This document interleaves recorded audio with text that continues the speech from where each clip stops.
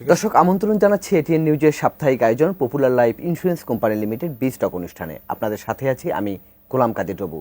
মূলত অর্থনীতি, ব্যবসা বাণিজ্য এবং দেশের সাম্প্রতিক নানা ঘটনার বিশ্লেষণ নিয়েই আমরা এই অনুষ্ঠানটি করে থাকি।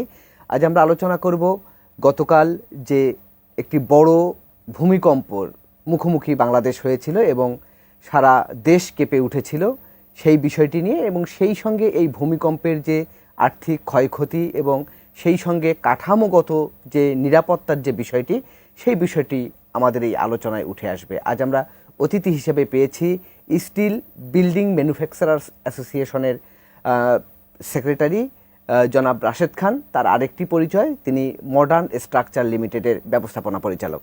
জনাব রাশেদ খান, আপনাকে স্বাগত জানাচ্ছি আমাদের এই আলোচনায়। ধন্যবাদ আপনাকে আমন্ত্রণ করার জন্য, এবং আপনার মাধ্যমে আপনার সমস্ত দর্শকদেরকেও ধন্যবাদ জানাই, শুভেচ্ছা জানাই, এবং পরবর্তীতে যারা এই অনুষ্ঠান শুনবেন তাদের জন্যও। জি, আমরা তো দেখলাম যে গতকালকে যে ভূমিকম্পে সারা দেশ কেঁপে উঠল এবং স্মরণকালের মধ্যে এটি সবচেয়ে বড় ভূমিকম্প বলে বিশেষজ্ঞরা আমাদেরকে জানাচ্ছেন, এবং তার মাত্রা ছিল 5.7।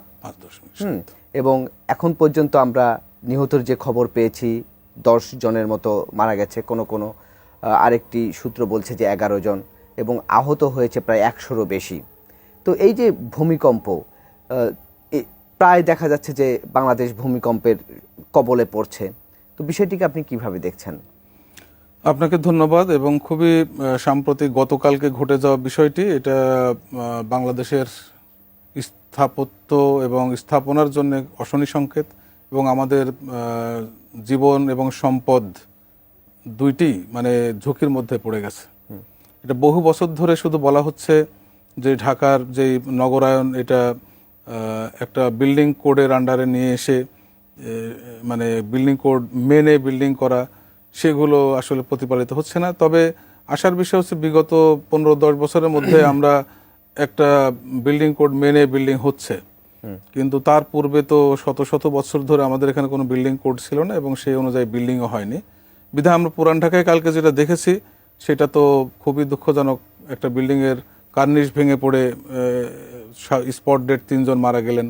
কোনো বিল্ডিংয়ের ইট খুলে যে 2 জন পিতা পুত্র মারা গেছেন, এবং মা এবং ছেলে তো ইন্তেকাল করেছেন, মায়ের অবস্থা ভালো নয়। এরকম বাংলাদেশে আমরা এই পর্যন্ত 11 জনের মৃত্যুর খবর শুনেছি। কোন পত্রিকাটা সহস্রাধিক আহতের কথা বলছে, কেউ 200 বলছে, কেউ 600 বলছে।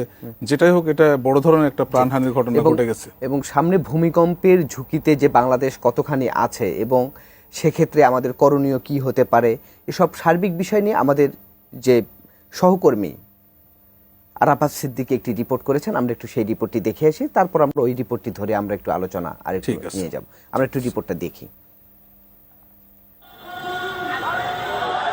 রাজধানী ঢাকার জন্য এতদিন বড় মাথা ব্যথার কারণ ছিল সিলেটের জৈন্তাপুর এলাকার ভূতাত্ত্বিক চ্যুতি বা ডাউকি ফল্ট এবং টাঙ্গাইলের মধুপুরের ভূফাটল। এর মধ্যে ডাউকি ফল্ট অন্তত 8.5 এবং মধুপুর ফল্ট 7.5 মাত্রার শক্তিশালী ভূমিকম্প সৃষ্টি করতে পারে বলে আশঙ্কা ছিল বিশেষজ্ঞদের। গেল বছর রাজধানী উন্নয়ন কর্তৃপক্ষ রাজুকের এক গবেষণায় দেখানো হয় মধুপুর ফল্টে 6.9 মাত্রার ভূমিকম্প হলে ঢাকার 8 থেকে 14 লাখ ভবন ধসে পড়ার আশঙ্কা রয়েছে, যা মোট ভবনের 40 থেকে প্রায় 65%। আর সিলেটের ডাউকি ফল্টে 7.1 মাত্রার ভূমিকম্প হলে প্রায় 3 লাখ ভবন ক্ষতিগ্রস্ত হওয়ার আশঙ্কা রয়েছে বিশেষজ্ঞদের। তারা বলছেন এ দুটি ভূফাটলের সঙ্গে এখন যোগ হলো আরও একটি শীতলক্ষা যে ফল্ট, এটা তো অ্যাক্টিভ এখন বোঝাই যাচ্ছে। অতীতেও কিন্তু কিছু আর্থকুয়েক এখানে হয়েছে গত কয়েক বছরে। এখন এটা একটা এই কয়েক বছরের মধ্যে সবচেয়ে বড় আর্থকুয়েক হলো। শীতলক্ষার সোর্স হিসাবে এটা কীরকম ডেঞ্জারাস, এই ফল্ট কত বড় ধরনের ম্যাগনিটিউডের আর্থকুয়েক ক্রিয়েট করতে পারে, এটা আমাদের এখন মেন করছে। একই সঙ্গে বিশেষজ্ঞরা জানান নরসিংদীর এই ভূফাটল নতুন আবিষ্কৃত নাকি মধুপুর ফল্টেরই বর্ধিত অংশ, তাও বিস্তর গবেষণার প্রয়োজন। তবে শুক্রবারের মাত্র 5.7 মাত্রার ভূকম্পনই বলে দিচ্ছে ভয়াবহ সময় অপেক্ষা করছে রাজধানীবাসীর জন্য। হিস্ট্রিক্যালি আমাদের এখানে 7 ম্যাগনিটিউড আর্থকুয়েক হওয়ার কথা, এখন দেখেন 5 মাত্র মানে 5.5 ম্যাগনিটিউড আর্থকুয়েক কিন্তু আমাদের অনেক বিল্ডিংয়ের ড্যামেজ হয়েছে। 5.5 যদি ক্ষতি হয়ে থাকে, তার মানে বুঝতে হবে যে আমাদের যদি 7 আসে, আমাদের ঢাকা শহরে অনেক বিল্ডিং ধরাশায়ী হওয়ার সম্ভাবনা আছে, কিন্তু আমরা প্রস্তুত কিনা। অর্থাৎ আমাদের বিল্ডিং কোড অনুযায়ী যদি বিল্ডিংগুলো করা হতো এবং আমাদের যদি কোয়ালিটি কন্ট্রোল আমরা মেনটেন করতাম, তাহলে বিল্ডিংয়ের এত ক্ষয়ক্ষতি হয় না। একই সঙ্গে ভূমিকম্প মোকাবেলায় বিশেষজ্ঞদের পরামর্শ আতঙ্কিত না হয়ে মাথা ঠান্ডা রাখা, পাশাপাশি ভূমিকম্প নিয়ে মানুষকে সচেতন করার উদ্যোগ বাড়ানোর পরামর্শ দেন তারা। দৌড়াদৌড়ি করে বের হয়ে কোনো লাভ নেই। সবচেয়ে দুর্বল জায়গা বিল্ডিংয়ের হলো লিফট এবং সিঁড়ি। 10 সেকেন্ডে ভূমিকম্পটা হয়ে গেল, হ্যাঁ, তো 10 সেকেন্ডে আমি তো সিঁড়িতে পর্যন্ত যদি যাই, সিঁড়িটা আগে পড়ে যাবে। কোনটা কম ক্ষতি হয়েছে, কোনটা বেশি ক্ষতি হয়েছে, এটাকে চিহ্নিত করে ট্যাগ লাগা দেওয়া। আমাদের কিন্তু ওই জিনিসটা এই মুহূর্তে করা উচিত। এখন যদি না করি, পরে যদি একটা বড় ভূমিকম্প আসে, আমাদের ক্ষয়ক্ষতির পরিমাণ অনেক বেশি হবে। সে সঙ্গে ভবন নির্মাতাদের বিল্ডিং কোড মানাতে সরকারকে আরো কঠোর হওয়ার আহ্বান বিশেষজ্ঞদের। Arafat Siddiqui, ATN news, Dhaka. যে আমরা তো রিপোর্টটি দেখলাম এবং সেই রিপোর্টে বিশেষজ্ঞরা বলছেন যে 14-15 লাখ ভবন ধসে যেতে পারে যে ভূমিকম্পের মাত্রা আরেকটু বাড়লে, এবং সেই সঙ্গে রাজধানী আছে সবচেয়ে বেশি ঝুঁকিতে। তো আপনার কাছে আমার প্রশ্ন, আপনারা যেহেতু বিল্ডিং নির্মাণের সঙ্গে আপনারা যেহেতু জড়িত, সেক্ষেত্রে আসলে আমাদের ভবনগুলোর ত্রুটিগুলো কোথায়, আসলে কোন জায়গায় দুর্বলতা, কাঠামোগত দুর্বলতাটা কোন জায়গায় হয়? আপনাকে ধন্যবাদ, খুবই প্রাসঙ্গিক প্রশ্ন করেছেন। মূলত সংবাদে আমরা শুনলাম, যিনি সংবাদ বলছিলেন উনি বলছেন যে বিশেষজ্ঞরা বলছেন বিল্ডিং কোড না মেনে বিল্ডিং করার জন্য এই বড় ঝুঁকির মধ্যে আমরা আছি। বুয়েটের একজন শিক্ষক বলেছেন, আনসারি স্যার, উনি বলেছেন 35% বিল্ডিং ধসে পড়বে যদি 7 মাত্রার একটা ভূমিকম্প হয়। ঢাকা বিশ্ববিদ্যালয়ের ভূতত্ত্ব বিভাগের অধ্যাপক সাবেক, উনি বলেছেন এটা 40 থেকে 65% বিল্ডিং ধসে পড়তে পারে এবং মারাত্মক ঝুঁকির মধ্যে বাংলাদেশ রয়েছে, বিশেষ করে ঢাকা। এবং আমাদের এই রাজধানী শহরকে যদি বাঁচাইতে হয়, আমার এবং আমরা যারা এই স্টিল বিল্ডিং এর সঙ্গে জড়িত তাদের পরামর্শ হচ্ছে, আমাদের যে বিএনবিসি কোডটা রয়েছে সেখানে একটা ব্যারিয়ার রয়েছে স্টিল করার, ফায়ার। তো এখানে ফায়ার হলে তো একটা বিল্ডিং এ হয়, 5টা বিল্ডিং এ তো হয় না। ফলে ফায়ারকে এটাকে কিভাবে আরো বিশেষজ্ঞরা এটা সমাধান করতে পারেন সেটা দেখা, কম্পোজিট বিল্ডিং এর দিকে আমাদের যেতে হবে। স্টিল এবং কম্পোজিট একসঙ্গে করলে এটা খরচও কম হয় এবং আরসিসি বিল্ডিং করতে যে সময় লাগে তার 3 ভাগের 1 ভাগ সময় আমরা বিল্ডিং করতে পারি। না, ঠিক আছে, ও ব্যাপারে আমরা ডিটেলস যাব আলোচনায়। তার আগে আমি একটু জানতে চাই, এখন আমরা যেভাবে আরসিসি যে বিল্ডিং গুলো বানাই, আর আপনারা জড়িত আছেন হচ্ছেন স্টিল কাঠামোর যে বিল্ডিং সেগুলো আপনারা নির্মাণ করেন। তো আপনার কাছে আমার প্রশ্ন যে ভূমিকম্পের ঝুঁকি প্রতিরোধের ক্ষেত্রে কোনটা আসলে বেশি সহায়ক? স্টিল বিল্ডিংটা কেন ভূমিকম্পের ক্ষেত্রে কম ঝুঁকিপূর্ণ, আর ওইটা কেন বেশি? এটার মানে পার্থক্যটা যদি একটু বলতেন। আসলে আমি বলি, স্টিল বিল্ডিংটা হচ্ছে মূলত স্টিলের মেম্বারে তৈরি করা হয় এবং এটা প্রি ফেব্রিকেটেড, আপনারা জানেন, এবং এই বিল্ডিংগুলো ফ্যাক্টরিতে তৈরি হয় এবং নাট বোল্ট দিয়ে এটা জয়েন করা হয়। এই নাট বোল্টে যখন জয়েন করা হয় তো সেখানে এক ধরনের মানে যেটা ভূমিকম্পে হলে যে বিল্ডিংটা দুলে যায়, ওই দোলার জায়গাটা ওই নাট বোল্টের মধ্যে থাকে, ফলে এটা দুলতে পারে, কাত হতে পারে, কিন্তু এটা ভেঙে পড়বে না। কিন্তু আরসিসি ভবন যেহেতু এটা কংক্রিট এবং এটা খুব মানে শক্ত স্থাপনা, এটা যখন মানে ভূমিকম্প হয় তখন যে দুলতে থাকে তখন এই আরসিসি কাঠামোটা ফেটে যায়, ফেটে যাওয়ার পরে এটা ধসে পড়ে। কিন্তু স্টিলের কাঠামো কখনো ধসে পড়বে না, এটা হয়তো বাঁকা হতে পারে বা ক্র্যাক হতে পারে, কিন্তু কোনোভাবে আপনার মাথার উপরে ভেঙে পড়বে না, কারণ এর স্ল্যাবটাও থাকে ডেক প্যানেলের উপরে, ফলে আপনার মাথায় আপনার ছাদ ভেঙে পড়বে এরকম হবে না। যদি দুর্ঘটনা ঘটেও এরকম ম্যাসিভ কিছু হয়, তাহলে ধরেন একটা বিল্ডিং এর কিছু বিপর্যয় হতে পারে, কিন্তু স্টিল বিল্ডিং কখনো আপনার মাথার উপরে ভেঙে পড়বে না, না আপনার কলাম, না বিম, না ছাদ। আর আরসিসি বিল্ডিং কিন্তু ধসে আপনাকে একটার সঙ্গে, আপনার তো স্পেকট্রাম বিল্ডিং এর কথা মনে আছে সাভারে, এটা তো 6টা ছাদ একসঙ্গে হয়ে গেছিল, ফলে ওখানে কোনো মানুষের বের হওয়া, রেস্কিউ করার কোনো সুযোগ ছিল না। আপনারা সাভারে আরেকটা বিল্ডিং দেখেছেন, রানা প্লাজা, সেটাও কিন্তু সবগুলো ফ্লোর একসঙ্গে হয়ে গেছে। স্টিল বিল্ডিং কিন্তু এটা কখনো হবে না। আচ্ছা, এই জন্য স্টিল বিল্ডিং এর মেরিটস হচ্ছে, এটা যত বড় ভূমিকম্পই হোক, এটা 8 মাত্রার ভূমিকম্প হলেও আপনার সবগুলো ফ্লোর একসঙ্গে হয়ে যাবে না, সেটা হয়তো একটু মস্কে যেতে পারে বা আপনার দুমড়ে মুচড়ে যেতে পারে, কিন্তু আপনার মাথায় ভেঙে পড়বে না, আপনাকে রেস্কিউ করা সহজ হবে, এখান থেকে আপনি নিজেও বের হয়ে আসতে পারবেন, উদ্ধারকারী দলও আপনাকে সেখান থেকে উদ্ধার করতে পারবে। তার মানে আপনি যেটা বলছেন যে আরসিসি বিল্ডিং এর চেয়ে স্টিল বিল্ডিংটা অনেকখানি নিরাপদ, এটা আপনি 10 টাইমস নিরাপদ হবে এটা। আচ্ছা, কিন্তু কথা হচ্ছে যে এখন তো বাংলাদেশে তো দেখা যাচ্ছে যে সবসময় আরসিসি বিল্ডিংয়েই বেশি করা হয়, সেক্ষেত্রে স্টিল বিল্ডিং করার আসলে সক্ষমতা কিংবা এটা কতখানি বাংলাদেশের সম্ভাবনা আছে, বা আপনারা যারা এই ব্যবসার সাথে জড়িত বাংলাদেশে আসলে কতখানি অগ্রগতি করা গেছে, এসব ব্যাপার নিয়ে আমরা একটু আপনার কাছে জানবো। তবে তার আগে নিচ্ছি একটু বিরতির পরে এসে আমরা এই বিষয়ে আপনার সাথে কথা বলবো। দর্শক, আপনারা দেখছেন Popular life insurance company Limited বিস্টক। এবার নিচ্ছি ছোট্ট একটি বিরতি, আমাদের সঙ্গেই থাকুন।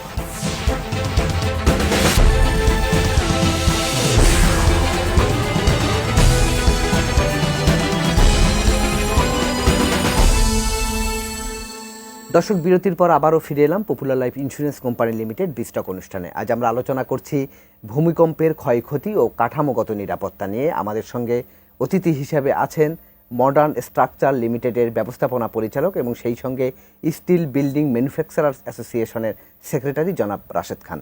জনাব রাশেদ খান, বিরতির আগে আপনার কাছে আমি প্রশ্ন করেছিলাম যে এই যে আপনি স্টিল বিল্ডিংয়ের কথা বলছিলেন, যে যেটি ভূমিকম্পের ক্ষেত্রে এটি কম ঝুঁকিপূর্ণ এবং এটি অনেকখানি মানে কি বলে বিপদ থেকে রক্ষা হওয়ার সুযোগ বেশি আছে এই বিল্ডিংয়ের ক্ষেত্রে, কিন্তু বাংলাদেশে এটা কতখানি সম্প্রসারণ হলো আসলে? আপনাকে ধন্যবাদ। প্রশ্নটা এখন খুবই মানে প্রাসঙ্গিক, কারণ আমরা যে ভূমিকম্প প্রবণ এলাকার মধ্যে আমরা আছি এ কথা আমরা বহু বছর ধরে বলছি, কিন্তু আসলে আমাদের বাংলাদেশের সাধারণ মানুষের কাছে আমরা পৌঁছাতে পারিনি। এক্ষেত্রে আপনাদের ভূমিকা অত্যন্ত গুরুত্বপূর্ণ। আমি আশা করি আপনারা এই ব্যাপারে আরও মানুষকে সচেতন করে গড়ে তুলতে আমাদেরকে সাহায্য করবেন, দেশের মানুষকে সাহায্য করবেন।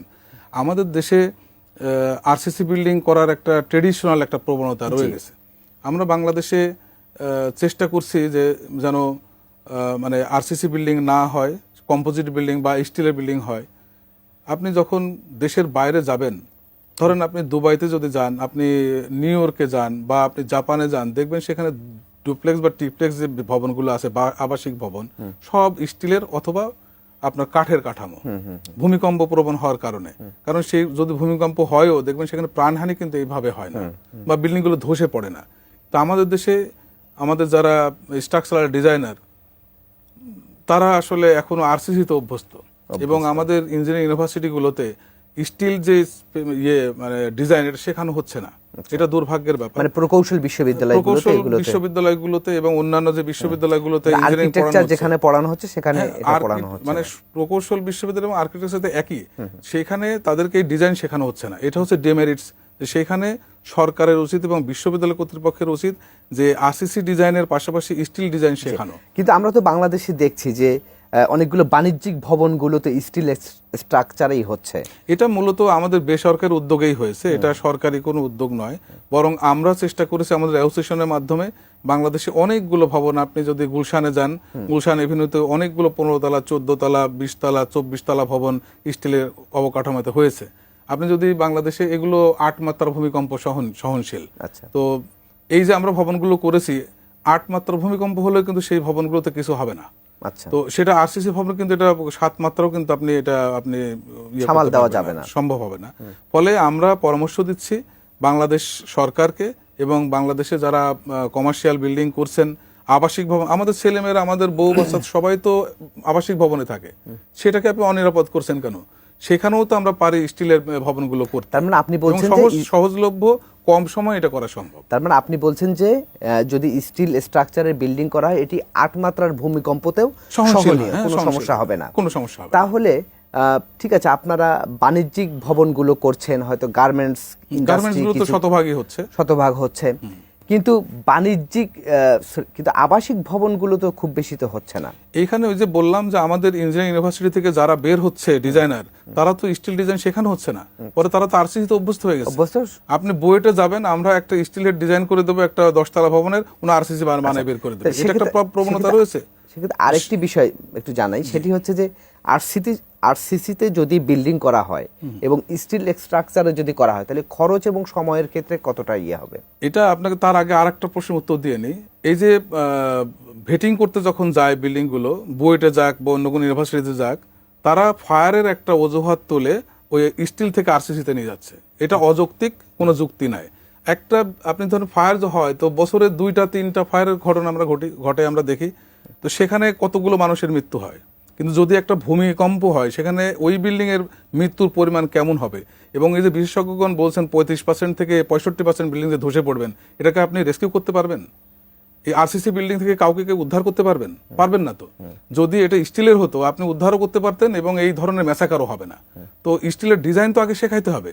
আমাদের ডিমেরিটস ইউনিভার্সিটিতে সেখানে আপনার স্টিলের ডিজাইন শেখানো হচ্ছে না। আপনি বুয়েটে খোঁজ নেন, চুয়েটে খোঁজ নেন, কুয়েটে খোঁজ নেন, সেখানে স্টিল ডিজাইন শেখানো হচ্ছে না, কিছুই শেখানো হচ্ছে না, না। আমি খরচের এবং কথাটা সেখানে যে অধ্যাপক আমাদের সম্মানিত প্রফেসরগণ রয়েছেন তারা নিজেরাও শেখেন নাই, তারা শেখাতে মানে আগ্রহ প্রকাশ করেন না। আমরা চেষ্টা করি, অনেক সময় বলি, কিন্তু তারা এখানে অনাগ্রহ প্রকাশ করেন। হয়তো শিক্ষক নাই অথবা ফান্ড নাই, বললে বলবেন যে আমাদের তো যদি মানে স্টিল শেখাতে হয় তাহলে তো আমাদের ভিজিটর প্রফেসর নিয়োগ দিতে হবে, বিদেশ থেকে আনতে হবে, সেই টাকা কে দেবে? আচ্ছা, এইসব বিষয়গুলো রয়েছে, এইগুলো তো মিট করতে হবে আমাদের। আমি আপনার কাছে প্রশ্ন করেছিলাম যে খরচের ব্যাপারটা কি রকম? খরচের বিষয়টা হচ্ছে, যদি আপনি স্টিলে করেন তো স্টিলে করলে বহুতল ভবনে আপনার 15% খরচ বেশি হতে পারে, কিন্তু টাইম তো একটা ফ্যাক্টর। আপনি ধরেন একটা 20 তলা ভবন করবেন, আপনার মিনিমাম 4 বছর লাগবে একটা 20 তলা ভবন করতে আরসিসিতে, কিন্তু স্টিলে এটা 1 বছরে করা সম্ভব। আচ্ছা, এই যে আপনার টাইম এবং মানি, এটা তো একটা ফ্যাক্টর। ওই 15% তখন কিন্তু কোনোভাবেই এটাকে মেন করে না, এটা ফাংশনও করে না, তখন কিন্তু 15% নয়, বরং আমরা মনে করি 30% খরচ কম হয়। এবং এটা পরবর্তীতে সেল করা যায় যদি বিল্ডিংটা কোনো ভালো, কারণে। খুবই ভালো প্রশ্ন করেছেন। আরসিসি ভবন ধরেন ধানমন্ডিতে যে 6 তলা ভবনগুলো আগে করা হয়েছিল 90-এর দশকে, সেইগুলো আপনি এখন ভাঙবেন, ভাঙলে আপনি কি পাবেন? কিছুই পাবেন না, ভাঙার খরচটাও আপনি পাবেন না। কিন্তু স্টিলে যদি আপনি সেই সময় করতেন, তাহলে ওই সময় স্টিলের দাম ছিল 8,000 টাকা মেট্রিক টন, এখন যেটা 1,20,000 মেট্রিক টন। আপনি স্ক্র্যাপ যদি করেন তাও 60,000 টাকা মেট্রিক টন। তা আপনি ওই ভবন বিক্রি করে এরকম আরো 2টা ভবন করার আপনি টাকা এখনই পেয়ে যাবেন।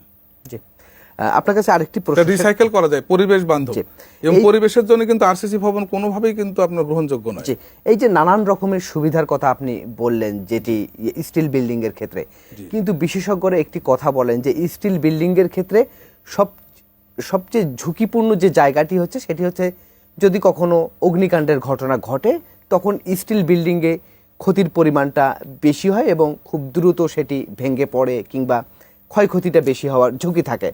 তো আপনার কাছে আমি একটু জানবো তাহলে এইটাকে আমরা কিভাবে প্রোটেক্ট করতে পারি। তার আগে নিচ্ছি একটি বিরতি, আপনি বিরতির পরে এসে একটু বলবেন। ধন্যবাদ।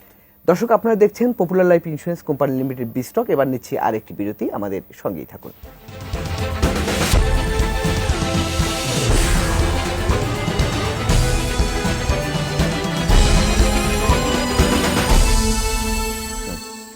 দর্শক, বিরতির পর আমরা আবারও ফিরে এলাম Popular life insurance company Limited বিস্টক অনুষ্ঠানে। আজ আমরা আলোচনা করছি ভূমিকম্পের ক্ষয়ক্ষতি এবং কাঠামোগত যে নিরাপত্তা সেই বিষয়টি নিয়ে। জি, বিরতির পর আপনাকে আরেকবার স্বাগত জানাচ্ছি। ধন্যবাদ। তো বিরতির আগে আপনার কাছে আমি একটি প্রশ্ন করেছিলাম, সেটি হচ্ছে এই যে বিশেষজ্ঞরা বলেন যে স্টিল বিল্ডিং এর ক্ষেত্রে সবচেয়ে ঝুঁকিপূর্ণ যে জায়গাটি সেটি হচ্ছে যদি অগ্নিকাণ্ডের ঘটনা ঘটে তাহলে স্টিলটা খুব দ্রুত গলে যায়, ফলে ভবনটা দ্রুত ধস হওয়ার সম্ভাবনা থাকে। তো সেক্ষেত্রে সমাধানটা কি? বিশেষজ্ঞরা সঠিকভাবেই বলেছেন, কিন্তু এখানে তো সমাধান আছে। জি, বিশেষজ্ঞ তো উচিত তো তাদেরকে গবেষণা করা, এখানে সমাধানের পথ তো বের করা উচিত।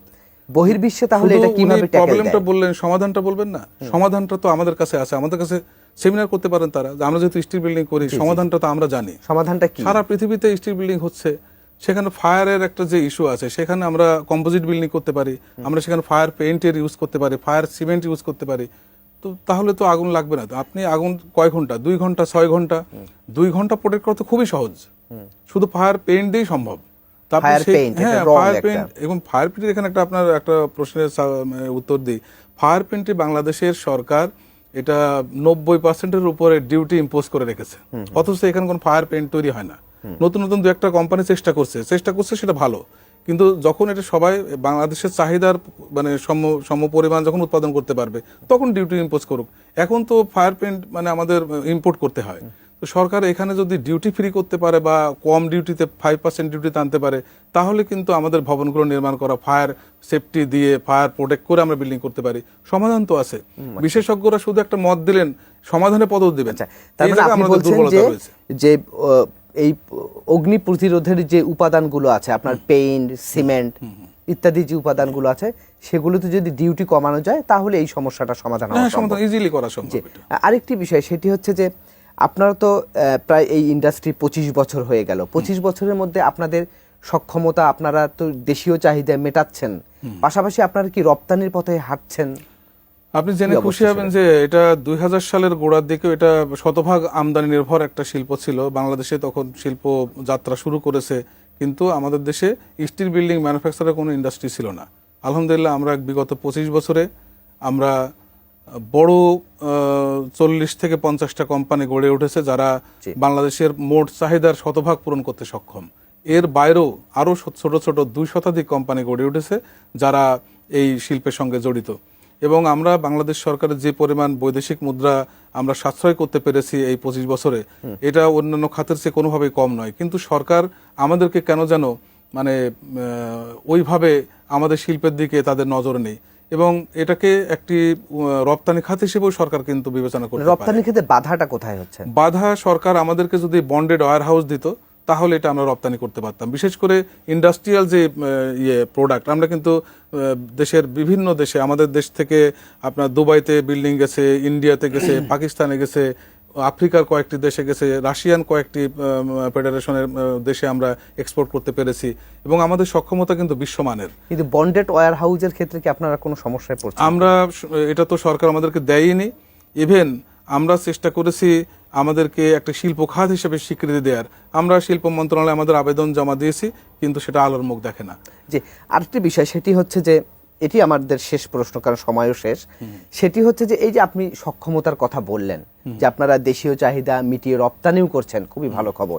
কিন্তু আপনাদের কাছে আমার একটা প্রশ্ন, যে এখনো কেন তাহলে সরকারের বড় বড় প্রকল্পগুলোতে যে স্টিল কাঠামোর যে দরকার হয় সেটি কেন আমাকে বিদেশ থেকে ইম্পোর্ট করতে হচ্ছে? কেন আপনারা সেখানে কাজ করতে পারছেন না সরাসরি? এইখানে আমি সরাসরি উত্তর দেব। আপনার প্রশ্নটা খুব প্রাসঙ্গিক। সরকারি যে ক্রয়, সেইখানে দুর্নীতিবাজদের একটা আখড়া তৈরি হয়েছে।